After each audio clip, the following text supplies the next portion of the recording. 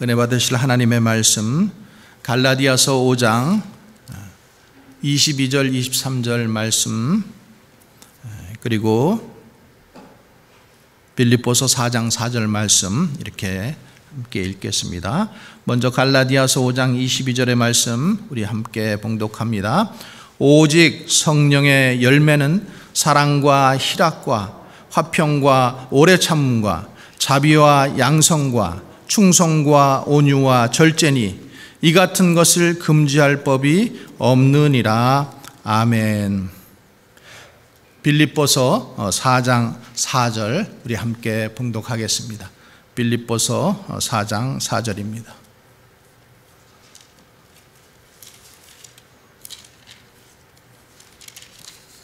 빌립보서 4장 4절, 주 안에서 항상 기뻐하라. 내가 다시 말하노니 기뻐하라. 한 번 더 읽겠습니다. 주 안에서 항상 기뻐하라. 내가 다시 말하노니 기뻐하라. 아멘. 하나님 아버지와 예수 그리스도로부터 오는 은혜와 평강이 오늘도 또 성전에서 대면 예배드리는 여러분들, 또 가정에서 온라인으로 예배드리는 모든 분들에게 함께 하시기를 주님의 이름으로 간절히 축원합니다. 우리는 지난주에 성령의 9가지 열매 중에서 사랑에 대해서 은혜를 나눴습니다. 사랑은 하나님께로부터 시작된다고 말씀드렸어요. 기억나세요? 하나님께로부터 시작된다. 그리고 우리가 먼저 하나님을 사랑한 것이 아니라 하나님께서 먼저 우리를 사랑해 주셨고, 그래서 그 아들 독생자를 보내주셔서 화목제물로 우리의 죄를 용서해 주셨다. 그래서 우리는 그 사랑 안에서 그 사랑을 받은 자로서 어떻게 살아가야 할지, 또 어떤 존재로 살아가야 할지를 늘 생각하는 것이, 그리고 사랑하는 것이 마땅하다라고 이렇게 말씀드렸습니다. 그리고 사랑은 수고가 따라야 된다라고 말씀했어요. 사랑의 수고가 있어야 그 사랑의 열매가 맺혀진다라는 거죠. 자, 오늘은 성령의 9가지 열매 중에서 기쁨을 보겠습니다. 기쁨. 오늘 우리가 읽었던 성경에는 사랑과 희락이라고 나오죠. 희락. 기쁠 희자, 즐거울 낙자. 그래서 우리가 지금 기쁨이라고 이렇게 표현하면 더 좋을 것 같아요. 기쁨, 희락, 그래도 뜻은 있지만은 기쁨이라고 보면 더 좋을 것 같아요. 여러분 믿음 생활 하시는 게 어떻게 기쁘세요? 아멘. 마스크를 다 쓰고 계시지만은 그래도 아멘 하시는 것 같아서 감사합니다.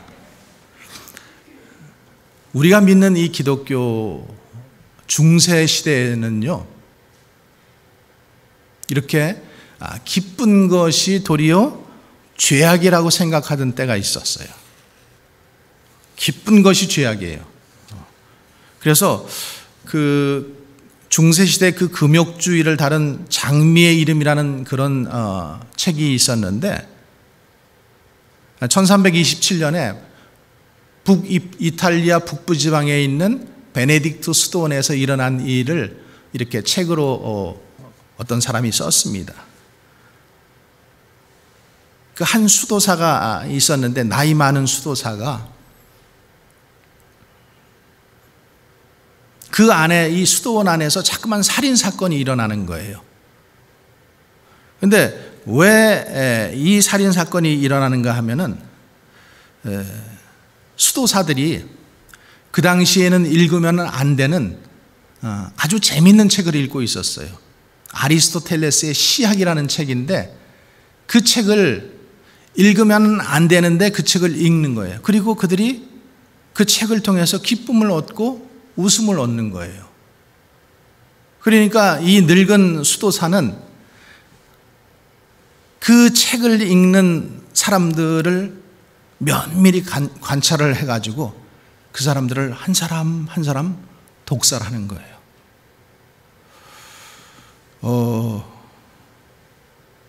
왜냐하면 이 늙은 수도사가 생각하는 이 신앙이라고 하는 부분이 절대 기쁨이 있으면 안 된다는 것. 믿음은, 신앙은 거룩해야 되고 엄숙해야 되고 경건해야 되는데, 이 수도사들이 그런 세상 허접한 것들을 읽고 있는 것에 마음이 그것을 이해를 못하고 그 수도사들을 살해한다라는 그런 내용입니다. 그래서 신앙생활하는 것이 그 중세시대 한때 칼빈 시대에도 마찬가지예요. 그 제네바라는 도시를, 그 도시에서는 오락도 안 되고 또 무슨 이런 술 마시는 것도 안 되고 이런 모든 것을 금한 그런 시대가 있었다라는 거죠. 근데 요즘에도 교단에 따라서 조금은 차이가 있겠지만은 어떤 교단은 굉장히 거룩하고 엄숙한 것을, 경건한 것을 많이 강조하는 그런 교단이 있습니다. 물론 거룩해야 되고 경건해야 되고 엄숙해야 되는 것은 있지만은 우리의 신앙생활은 기뻐야 된다라는 것. 여러분들이 오늘 예배를 드리면서도 이 기쁨을 다시 한번 회복할 수 있기를 주의 이름으로 간절히 축원합니다. 여러분, 우리가 소요리 문답, 웨스터민스터 소요리 문답이라는 것을 보면은 거기에 사람이 제일 되는 조건이 무엇인가 이렇게 질문하고 있어요. 그래서 사람이 제일 첫 번째 조건은 뭔가 하면은 하나님을 영화롭게 하고 그분을 영원토록 즐거워하는 것이라고 했어요. 하나님을 영화롭게 하고 영원토록 그분을 즐거워하는 것, 기뻐하는 것, 이것이 사람됨의 첫 번째 목적이라는 거예요. 시편 43편에 보면은 시편 기자가 이렇게 얘기합니다. 그런즉 내가 하나님의 제단에 나아가 나의 큰 기쁨의 하나님께 내가 이르리이다. 신앙생활은 기쁨이 없이는 안 된다라는 거예요. 그리고 많은 성경 곳곳마다 기쁨을 표현하고 있어요. 그래서 우리가 신약 성경에서도 데살로니가 전서에 보면은 항상 기뻐하라, 쉬지 말고 기도하라, 범사에 감사하라. 이것은 예수 그리스도 안에서 너희를 향하신 하나님의 뜻이다, 이렇게 말씀하고 있잖아요. 그 말씀 가운데서도 가장 먼저 나오는 게 뭐예요? 기쁨이라는 거죠. 기쁨. 우리가 오늘 함께 읽었던 빌립보서 4장 4절에서도 주 안에서 항상 기뻐하라. 내가 다시 말하노니 기뻐하라는 거예요. 기뻐하는 것이 하나님의 뜻입니다. 아멘이십니까? 여러분, 그러면은 우리가 이 성령의 9가지 열매 중에서 기쁨의 열매, 오늘 그 기쁨의 열매에 대해서 보겠는데 어떻게 하면 이 기쁨의 열매를 맺을 수 있을까? 첫 번째로는요, 주 안에 거해야 됩니다. 주 안에. 요한복음 15장 우리 9절부터 15절의 말씀 우리 함께 봉독합니다. 자, 함께 우리 화면을 보시면서 우리 봉독합니다. 시작. 아버지께서 나를 사랑한 것 같이 나도 너희를 사랑하였으니 나의 사랑 안에 거하라. 내가 아버지의 계명을 지켜 그의 사랑 안에 거하는 것 같이 너희도 내 계명을 지키면 내 사랑 안에 거하리라. 내가 이것을 너희에게 이름은 내 기쁨이 너희 안에 있어 너희 기쁨을 충만하게 하려 함이라. 아멘. 자, 요한복음 15장 말씀은 포도나무의 비유예요. 그래서 너희가 내 안에 있어야만 어떻게 할 수 있다? 열매를 많이 맺을 수 있다. 너희가 나를 떠나서는 아무것도 할 수 없다라고 이렇게 말씀하고 있어요. 그러면서 오늘 우리가 읽었던 15장 11절 마지막에 보면은 내가 이것을 너희에게 이름은 내 기쁨이 너희 안에 있어 너희 기쁨을 어떻게 하라? 충만하게 하려 합니다. 충만하게 하려.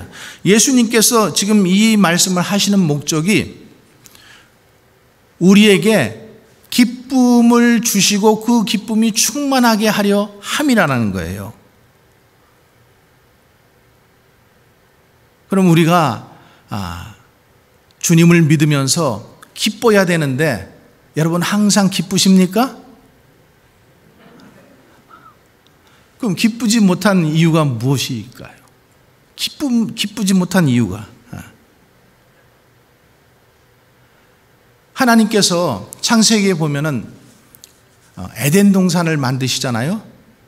그리고 아담과 하와를 하나님께서 그곳에 두시잖아요.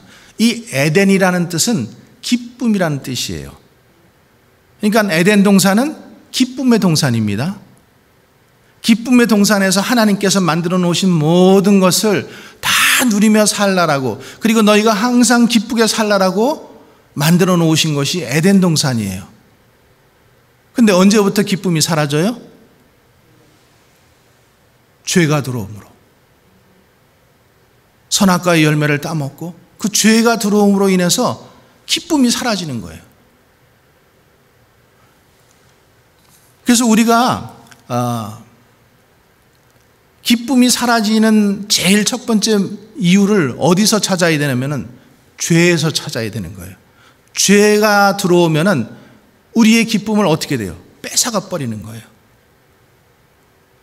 두려워하는 마음, 걱정 근심하는 마음, 이런 마음으로 우리의 마음을 바꿔버리는 거예요. 그래서 우리가 하나님의 말씀 안에 거하고 그리고 하나님의 말씀대로 따라 살면은 우리에게는 자연적으로 기쁨이 샘솟게 되어 있습니다. 믿으시면 아멘. 그러니까 우리가 하나님을 믿으면서도 하나님을 믿는 백성들이 기쁨이 사라지는 이유는 뭐다? 죄 때문에. 하나님의 말씀을 자꾸만 떠나고 말씀대로 살지 않기 때문에 우리는 기쁨을 빼앗기게 된다.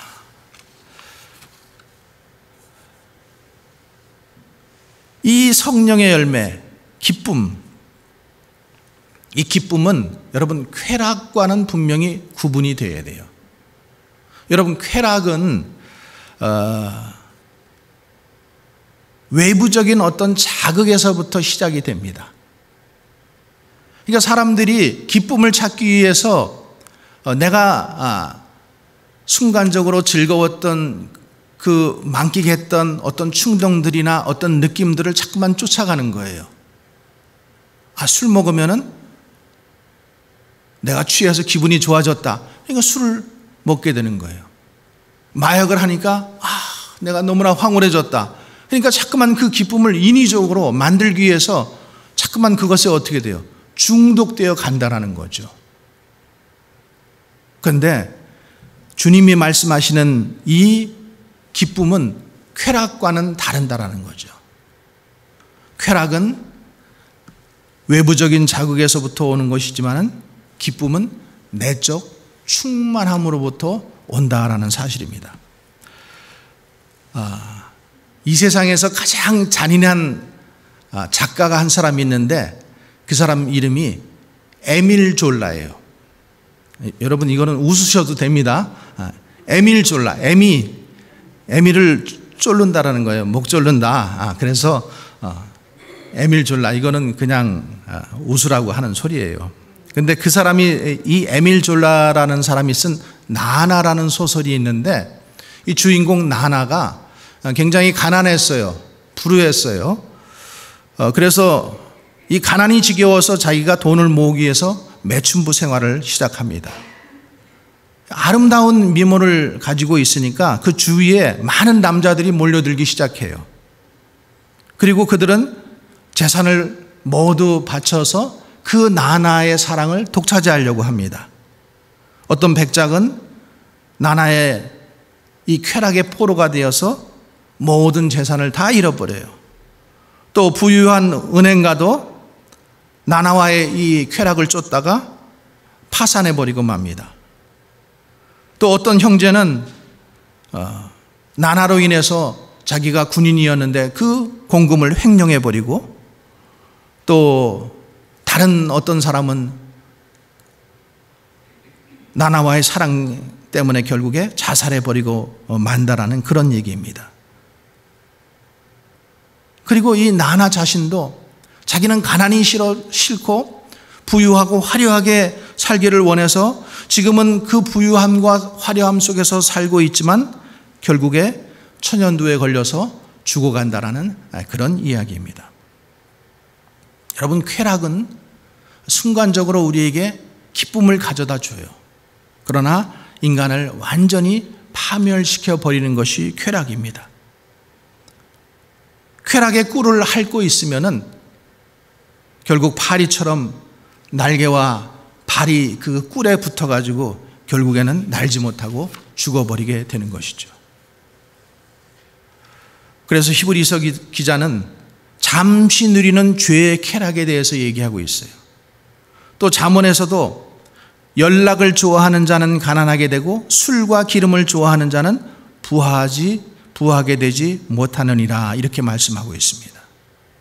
에베소서 4장에서도 하나님은 이 쾌락을 쫓는 자를 저희가 감각 없는 자 되어서 자신을 방탕에 방임하여 모든 더러운 것을 욕심으로 행한다라고 말씀하고 있습니다. 그런데 사도 바울은 디모데서에서 이렇게 얘기하고 있어요. 디도서에서 우리도 전에는 이 쾌락을 쫓던 자들이다라고 말씀하고 있습니다. 우리도 믿지 않을 때에는 이런 쾌락을 쫓아서 살았던 사람들이라, 그래서 쾌락 사랑하기를 하나님 사랑하는 것보다 더하던 자들이었다, 이렇게 설명하고 있어요. 근데 오늘 말씀처럼 우리가 기쁨을 얻기 위해서, 그러면은 육신이 주는 또 외부적인 어떤 것들이 주는 쾌락을 쫓아서 그 기쁨을 만끽하면서 자꾸만 그것에 중독되어서 살아갈 것인가? 아니면은 하나님께로부터 오는 이 영적인 기쁨, 내적인 기쁨을 맛볼 것인가? 여러분, 어떻게 살기를 원하십니까? 주님 안에 거하고 주님께서 주시는 내적 기쁨으로 충만하기를 주님의 이름으로 축원합니다. 그래서 성경은 이렇게 말씀하고 있어요. 여러분, 내가 말씀하는 게 아니라 성경이 말씀하고 있어요. 요한복음 15장에 우리들에게 기쁨이 충만하게 하기 위해서 뭐라고 말씀하고 있냐면 너희가 내 안에 거하라. 내 안에 거하라는 거예요. 그래서 시편 23편에, 우리가 잘 아는 시편 23편에 보면 마지막 절에 내 평생의 선하심과 인자하심이 항상 나를 따르리니 내가 여호와의 집에 어떻게 하겠다? 영원히 거하리로다, 이렇게 말씀하잖아요. 그러니까 다윗이 자기의 인생 가운데 그가 함께했던 하나님, 그리고 하나님의 사랑 안에 내 모든 인생을 걸고, 그리고 하나님과 함께 동행하는 것이 가장 복되다라고 이렇게 고백하고 있는 거예요. 여러분, 우리들이 오늘 이 시대 속에 살면서 팬데믹으로 인해서 참 힘들어요. 여러 가지로 힘이 들지만은 우리가 주님을 믿는 주님의 백성으로서, 그러면 힘들지만은 힘들지 않은 척하고 사는 것이 기쁨인가? 그건 아니라는 거죠. 힘들지만 우리에게는 다른 소망이 있기 때문에 우리는 그 힘든 것을 이길 수 있다는 거죠. 믿으십니까?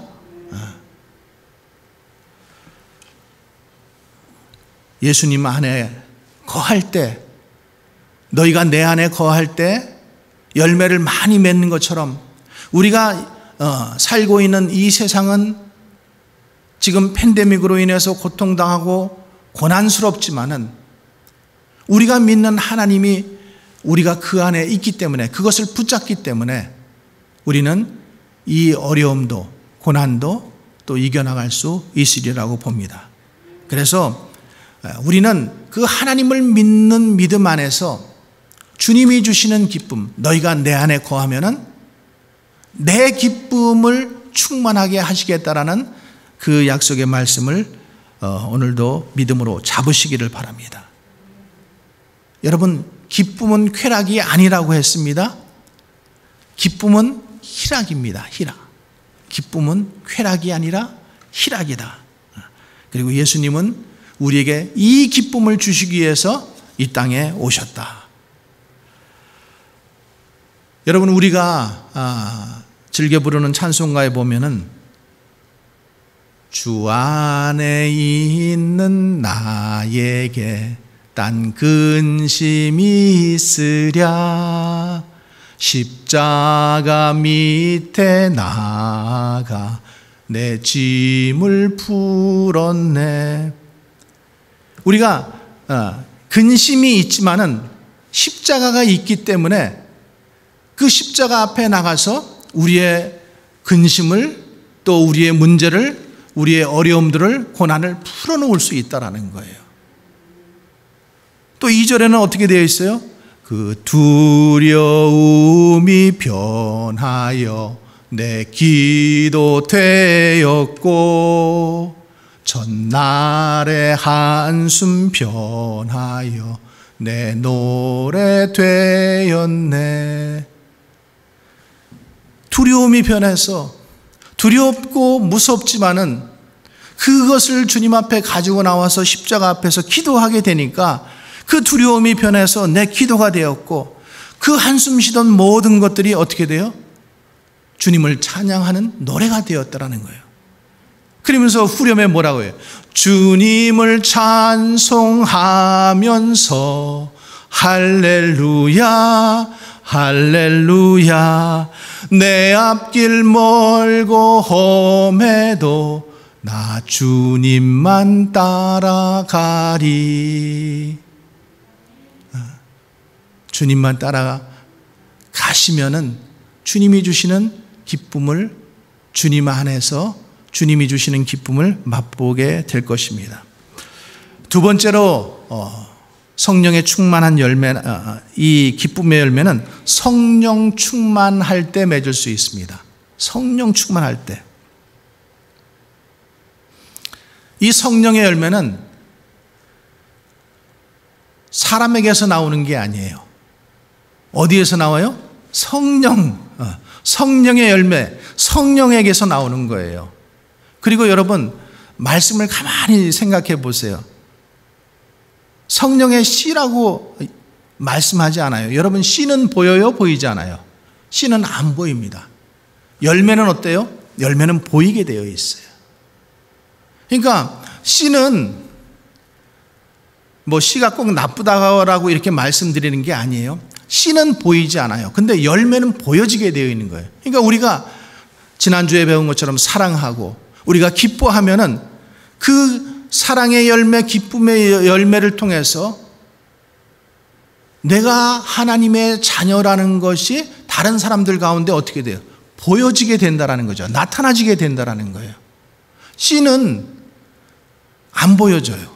땅속에 심겨지잖아요. 그렇죠? 근데 열매는 나타나게 된다라는 거예요. 그래서 이 성령의 열매는, 성령의 열매인 기쁨은 누가 주는 거다? 성령님께서 주시는 거다.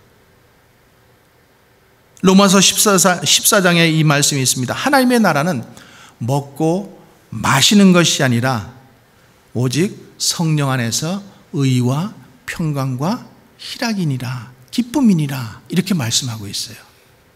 하나님의 나라는 먹고 마시는 데에 있지 않아요.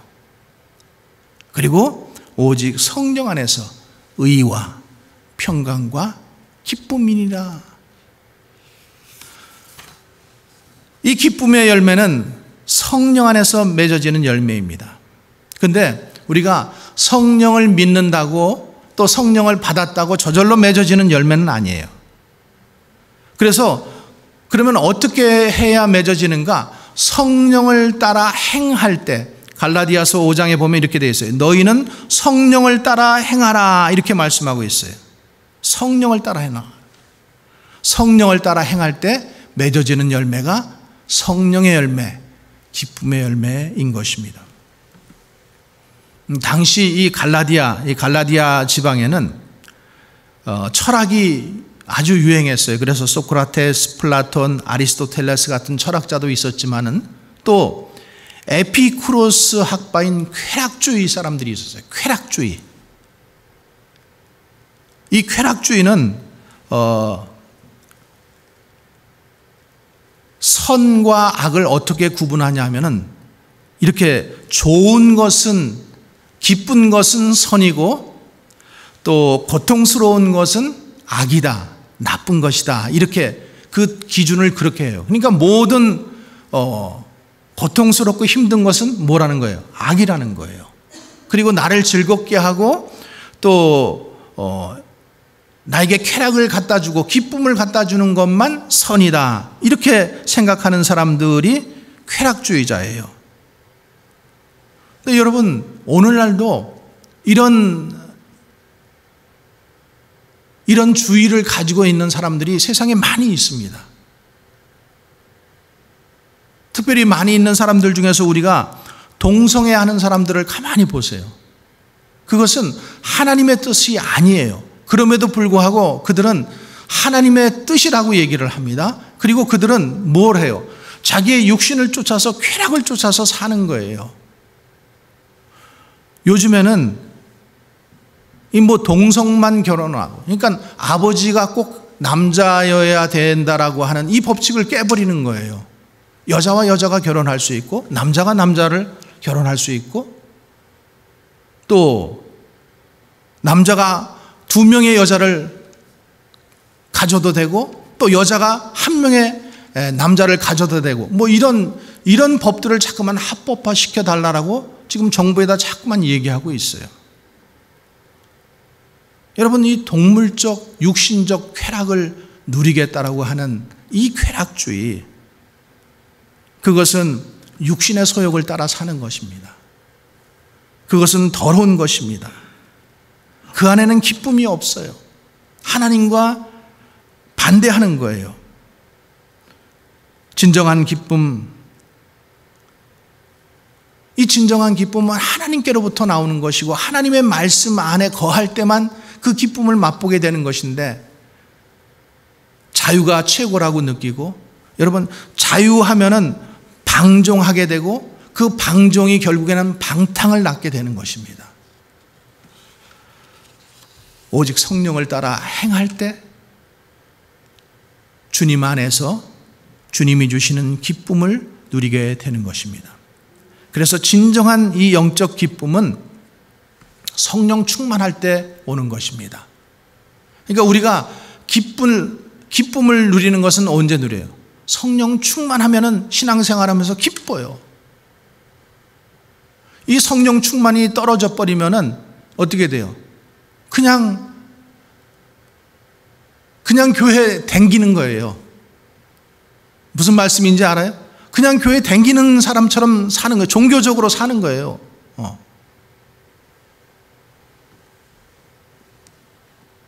내 영혼의 샴페인이라는 책을 쓴 마이크 메이슨이라는 사람이 있어요. 이 사람은 어렸을 때부터 굉장히 어둡게 살았어요. 가정이 불우했었고 또 우울한 성격 때문에 20대에는 알코올 중독에 빠집니다. 하루하루 이 기쁨이 없는 삶을 살고 있어요. 그런데 어느 날 이렇게 결단을 해요. 내가 앞으로 90일 동안 주님 안에서 기뻐하며 살겠다라고 결단을 합니다. 그리고 90일 동안 내가 이제 무조건 기뻐하며 감사하기로 그렇게 결심을 합니다. 그러면서 무조건 기뻐하고 감사할 때 어떤 일이 일어나는가를 일기처럼 쓴 책이 이 내 영혼의 샴페인이라는 책이에요.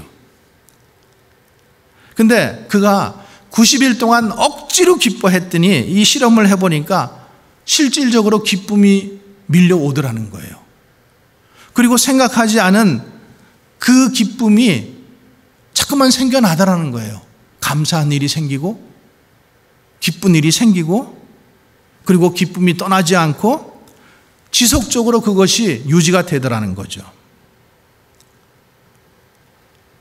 그래서 이 억지로라도 기쁨이라는 것을 유지하고 순종하며 살다 보니까 환경이 바뀌고 이 사람의 우울증이 떠나가고 그리고 기쁨이 그 사람 안에서 샘솟게 되었다라는 거예요. 여러분, 성경의 말씀은 신비의 말씀입니다. 그래서 우리가 때로는 머리로 이해가 되어서 그것을 믿는 말씀들도 있겠지만은 때로는 그 말씀에 무조건적으로 순종하며 나가면은 하나님의 말씀은 살았고 운동력이 있다라고 말씀하셨어요. 그래서 그 말씀이 우리를 내 의지와는 상관없이 어떻게 돼요? 변화시켜 가시는 거예요. 내가 아버지의 계명을 지켜 그 사랑 안에 거하는 것 같이 너희도 내 계명을 지키면 내 사랑 안에 거하리라. 내가 이것을 너희에게 이름은 내 기쁨이 너희 안에 있어 너희 기쁨을 충만하게 하려 함이라. 이 기쁨을 여러분들이 억지로라도 말씀에 순종해서 그 말씀을 붙잡고 믿음으로 나갈 때에 하나님이 주시는 성령의 충만함과 기쁨의 열매를 맺어갈 수 있는 것입니다.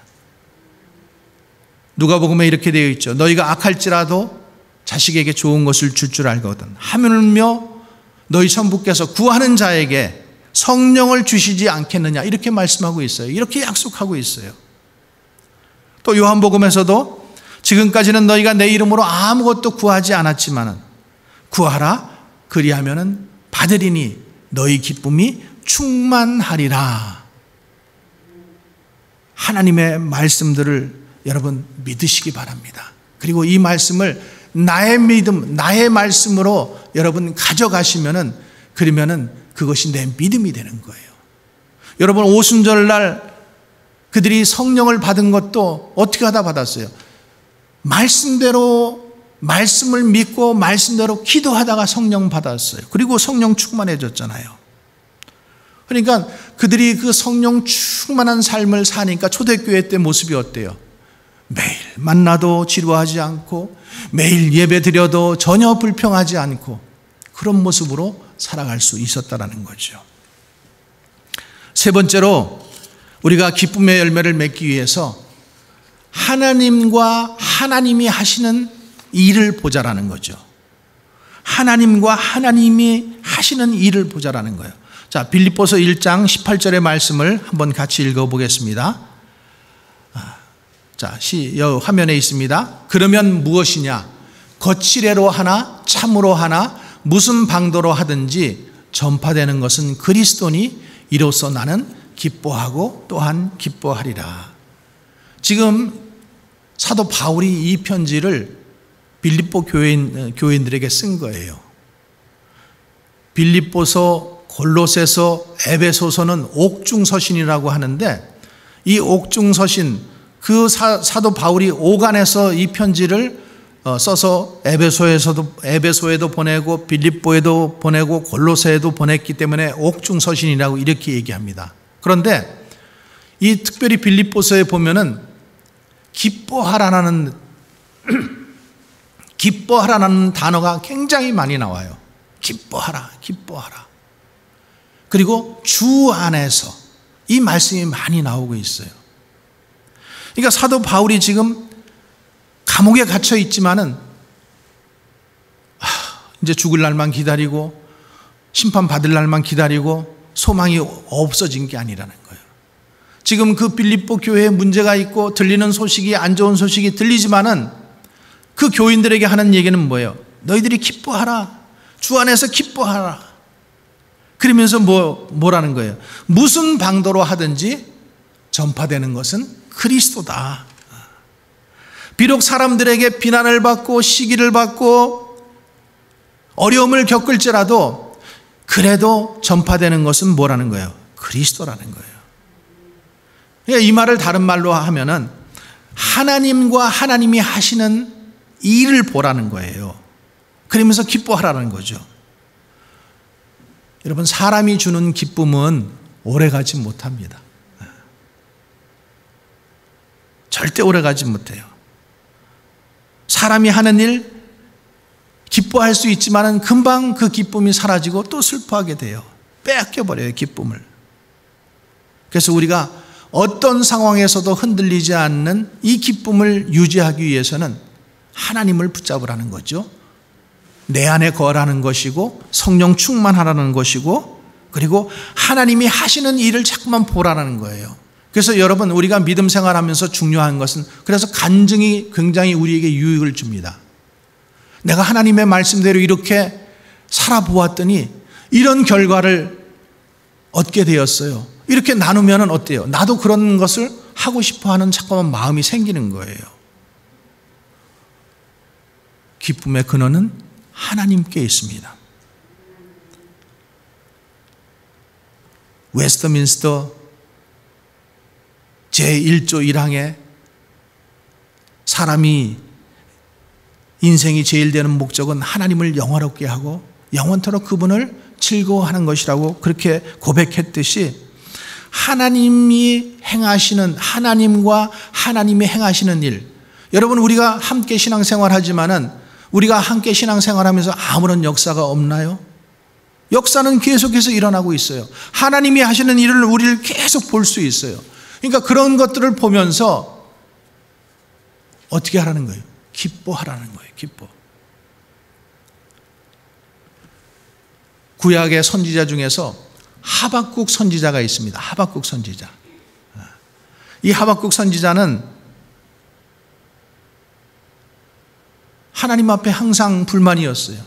왜 하나님을 믿는 백성들이 이렇게 고난을 당해야 합니까? 하나님 앞에 막 기도하면서 따졌어요. 하나님, 도대체 왜 이렇게 포로 생활을 해야 되고 왜 이렇게 어려움을 당해야 합니까? 하나님을 믿는 백성들이 하나님을 사랑하는데. 그럴 때 하박국 선지자가 그 우리가 잘 아는 하박국의 말씀 뭐라고 고백하고 있어요? 무화과 나무가 비록 성치 못해도, 포도나무에 열매가 없어도, 감람나무에 소출이 없고, 밭에 식물이 없고, 외양간에 송아지가 없어도, 그러면서 나는 그 구원의 하나님 여호와로 말미암아 내가 기뻐한다라고 이렇게 그의 고백이 바뀌는 것을 우리가 보게 됩니다. 눈앞에 당장 보이는 것, 지금 환경을 보면은, 사람들을 보면은 우리가 우울할 수밖에 없어요. 지금 팬데믹으로 인해서 이게 언제 끝날지도 모르고, 그런데 그럼에도 불구하고 여전히 일하시고 계신 하나님, 일하고 계실 것을 믿는 그 성도들의 삶 가운데 하나님께로부터 오는 기쁨이 샘솟기를 원합니다. 여러분, 이사야 선지자도 마찬가지입니다. 이 지금 나라가 타락해가지고 지금 다 망해가고 있을 때에 그것을 지금 불평하고 슬퍼하는 것이 아니라 내가 여호와로 인하여 크게 기뻐하며 내 영혼이 나의 하나님으로 인하여 즐거워하리니 이는 그가 구원의 옷으로 내게 입히시며 의의 겉옷으로 내게 더하심이 신랑이 사모를 쓰며 신부가 자기 보물로 단장함 같게 하리라 라고 이렇게 말씀하고 있어요. 지금 환경은, 나라는 망해가고 있어요. 근데 하나님께서 이사야를 통해서 주시는 말씀은 새롭게 하시겠다라는 거예요. 스바냐 선지자 스바냐 3장 17절에도 이 지금 어떻게 고백하고 있습니까? 너희 하나님 여호와가 너희 가운데 계시니 그는 구원을 베풀 전능자시라.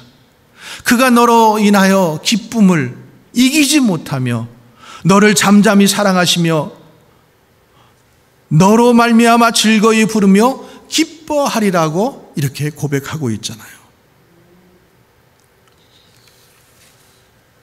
스바냐 선지자도 그렇고 하박국 선지자도 그렇고 이사야 선지자도 그렇고 그들은 환경이 지금 나라가 망해가는 꼴을 보면서도 그 하나님을 바라보며 이렇게 고백할 수 있었어요. 특별히 우리가 시편 90편 말씀에 보면은 시편 90편, 그 90편은 모세가 기록한 시편입니다. 근데 이 시편은 어디서 썼느냐 하면은 가데스 바네아 사건 때 쓴 거예요. 가데스 바네아. 여러분, 가데스 바네아는 뭐예요? 12정탐꾼을, 그 정탐꾼을 보낸 사건이에요. 잘 아는 것처럼 10명의 정탐꾼은 어땠어요? 부정적이었어요. 우리는 그들 앞에서 메뚜기 같다. 우리에게 소망이 없다. 그래가지고 모든 백성들이 다 이 모세를 죽이려고 하고 모세를 쫓아내려고 하고 자기의 리더십이 흔들리고 있을 때에, 그럴 때에 이 모세가 지금 14절에 이렇게 고백하고 있어요. 아침에 주의 인자하심이 우리를 만족하게 하사 우리를 일생 동안 즐겁고 기쁘게 하소서. 여러분, 지금 모든 환경이 자기를 겁박하고 힘들게 하는데 이런 고백을 할 수 있습니까?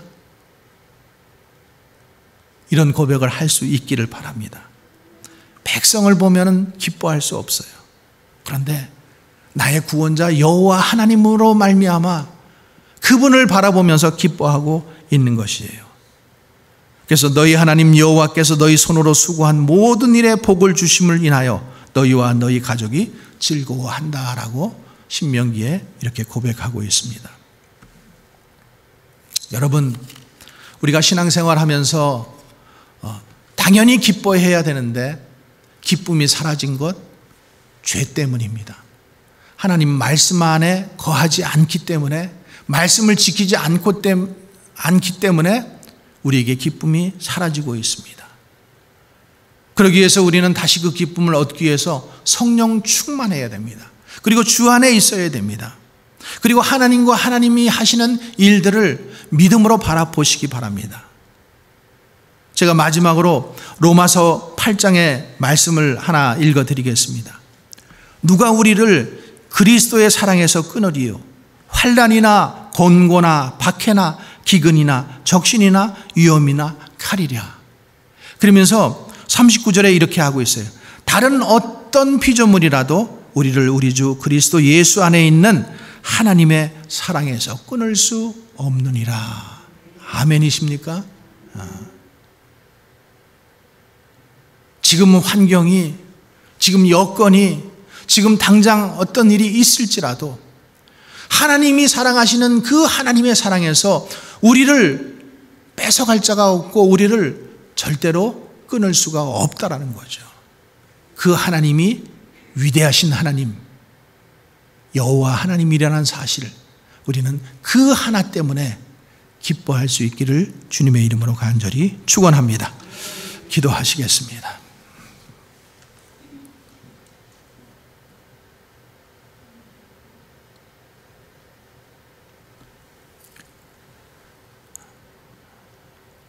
사랑과 은혜가 풍성하신 하나님, 이 세상이 우리의 기쁨을 빼앗아 가고 또 환경의 염려로 인해서 지금 당장의 어려움으로 인해서 우리의 기쁨이 사라질 때가 많이 있지만 오늘 하나님의 말씀처럼 내가 주님 안에 거하고 그 주님의 약속의 말씀들을 붙잡고 살아갈 때에 기쁨이 다시 회복된다라는 것을 주님 알게 하시니 감사합니다. 깨닫게 하시니 감사합니다.